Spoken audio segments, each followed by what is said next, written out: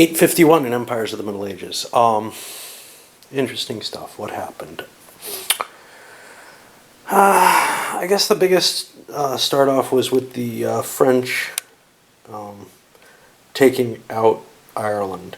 And the Irish put up whatever defense they could, but it wasn't really very heavy. When you're down to one area and somebody's got more gold, and there's just not much you can do. What they did was they fled to Lorraine, to the Germans, and asked for asylum there, which was granted. And they spent the rest of their money trying to get a diplomatic conquest, which might have succeeded. Instead, though, they got a couple of diplomatic ties in the territories they held once, and they really don't have much chance of existing any longer. What it comes down to is there's nowhere else for them to come into play, and they would be third in line if there is. Made the decision that we're not going to allow heretical territories to get a leader for free that way. For the same reason that we're not going to allow the Muslim areas, which had a magnate this turn,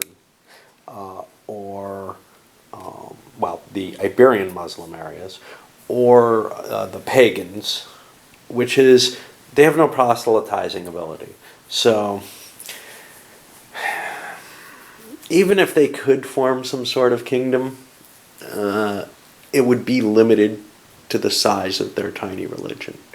Now, in the case of, some of these, that could be several areas, like all of Poland, for example. But it doesn't seem like a reasonable option. The Burgundians set themselves up in Aragon and brought it almost the level 3 fortification to the level where it's immune to the Saracens. Unfortunately, almost isn't quite good enough, which means it looks like all 5 Saracen cards, assuming that they show up this turn, will be used against Aragon unless they're able to succeed in crushing it. This is something the Burgundian player has to decide. Do they want to spend all their effort defending Aragon when they don't have other territories? Actually, it won't be all 5 because Granada's in this game too now. There was a magnate there. Alright, what else? No one else really did much. We've got some ruling going on. There's a lot of wealth actually occurring in the French territories. The French died airless before they took their actions. So they have a new leader. He was a pretty good military leader, 532. The Byzantines also lost their good administrator and are down to a 333. 856, neither the Saracens and the Vikings are plugged up. Raiders showed up. So the Burgundians were actually able to get Aragon up to the level they wanted to. Interesting stuff happened, though, definitely this time. So, trying to remember, we had a leader dies airless again? I don't think so. But we've got a very good diplomat with a leader loss and administrator over in France. We did have a leader dies airless over in Burgundy, and they lost Provence because of this.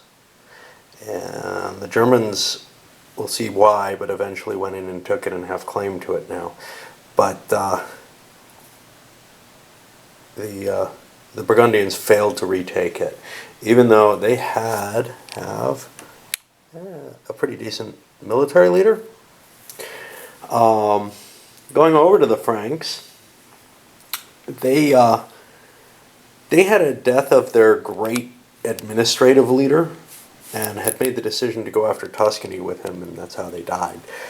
But ended up getting a really fantastic military leader, which changed their mind on the Provence issue. They went in and played a recognition of claim, and now they own it. So it comes down to, if the Burgundians want to push a war, they're going to be doing it at a big disadvantage. Not only is their leadership not as good, but their cash reserves aren't as good. The Germans have a definitely better cash situation. So the Burgundians are probably going to settle for expansion into Spain rather than trying to fight over Provence, which isn't really of any value until the Saracens go away anyhow. And there's nothing anybody can do to stop the Saracens, because you can't attack North Africa. Byzantines, no real change. But we do see they have oodles of money, as do the Franks, actually. Money is definitely piling up. Now, the thing with the countries over in Western Europe is they tend to have enough cash. They tend to be able to make cash at the same rate maybe as the Byzantines can, maybe a little less. But they have things to spend it on. They can attack each other.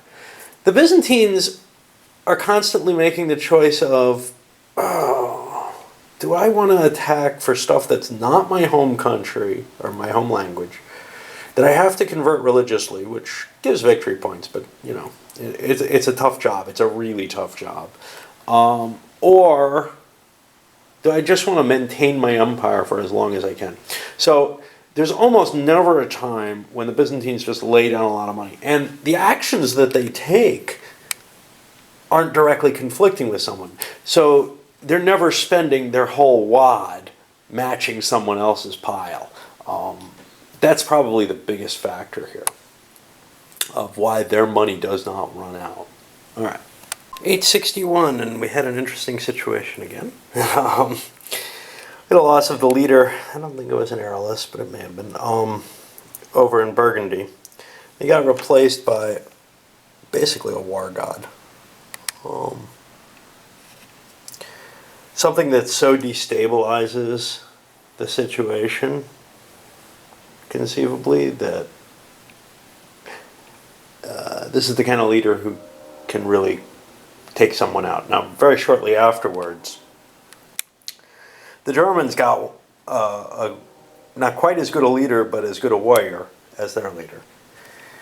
They had been discussing, along with the French, some sort of agreement to leave each other alone, at least till the end of this turn, 25-year turns, and to actually formalize that. Because of the fallout, the Burgundians and Germans are considering just taking the French out of the game. The Burgundians primarily were looking at it themselves just to remove this border and get a lot of valuable territory that's not that's of their own language group, if not of their own language. And when the Germans got their leader, they were considering, well, we really would like Friesland and Flanders and maybe England too, so count us in too. By disintegrating them, if they fell apart, it would have meant that new players might show up in England or Scotland, but they actually were viewing this as a possible advantage, to get weaker powers up there. However, and this just helps the situation, the French player ended up getting a leader dies Aurelius yet again. He lost all of the Celtic areas up in the British Isles. Those don't just devolve into the Irish player's hands. He's got to still get them somehow through diplomacy. He's got to get people to say, hey, yeah, you should be our king still. There is some thought from the Frankish player at least, or from the German player at least, yeah, they're all Franks, of actually funding that to some extent. Maybe if they can get the Burgundians to help, there might be a return to power of the Irish, just to create an extra thorn in the side of the situation up there. Because no matter what, England is a more scary country than an Irish-ruled one. So if the Irish end up owning all the British Isles, that's kind of cool from their point of view. Byzantines didn't do anything. They're just collecting up money. The Germans expanded into Sardinia, Austria, and Brandenburg. None of this is worth anything to them. but they were kind of playing for time because they want to see what the Burgundians do with their new leader and a full deck of cards before they go after the French. 866, and the Germans and Burgundians came to a formal agreement to divide the French, including an alliance of their own that would last until 896. Neither one could attack the other. Unfortunately, although the Germans started things off with a conquest of Friesland and the French chose not to defend, they made an attempt eventually into Flanders, and their king died, their great military leader, and was replaced by someone who's just not capable of conducting military campaigns without spending a lot of money. So they went to trying to straighten out their realm a little bit, and maybe they'd pick off what they could get, counting on the Burgundians. Well, the Burgundians pulled a good old leader dies heirless card. That breaks the treaty. So now Germany and France are essentially at war. Now, there's nothing in the game to enforce that except Germany is holding claim to a territory the French want. Germany is holding a territory the French have claim to. However, I try to put the players' feelings into this, and I think the French are definitely looking at they would like something out of this. I'm not sure what, but it seems like an opportunity with such a weak German leader. On the other hand, the Burgundians didn't commit, so there may be some room for agreement there, even though they're not in as good a strong shape as the French are. They're actually not in as good a strong shape economically as Germany is either. Everybody in that area, though, has a pile of money.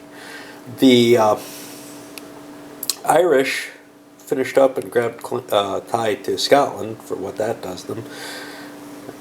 Nobody's funding them, but they did pull a card which allows them to do a diplomatic action every turn. And the Byzantines ended up pulling a pretty decent leader, 555. That's I call it pretty good.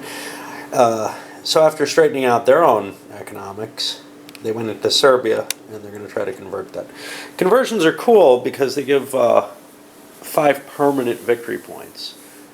I've seen countries amass, at least when I'm playing the language conversions, enough victory points to be placed pretty well even after they've been knocked out of the game. Speaking of the language victory points, I am not going to play with them, the language conversion. I think it's an okay rule, but it doesn't terribly produce historical results. The really ugly thing for me about it is that it's a lot of bookkeeping. You have to keep on paper every single area that's being colonized and maintain a count throughout every turn. It's just a complexity that, for what it adds to the game, I think isn't worth it. 871, and the biggest news is that the Germans handed Friesland back to the French. They just gave it to them in the agreement that that would be peace. The French were perfectly willing to take that. They could have broken the agreement if they wanted to, but it wasn't in their best interest at this point. It certainly reduces whatever effect there was of the anti-player feelings that I try to simulate. What else do we see? The Irish lost their king and got another one. They're at the point where it would almost make sense to just toss it in, because if they did, they wouldn't get it, but someone else would get the 3 Celtic territories up there. And I guess the only other real effect is the Byzantines are about halfway through their conversion of Serbia. And if they manage that, they get 5 victory points. Fun wow.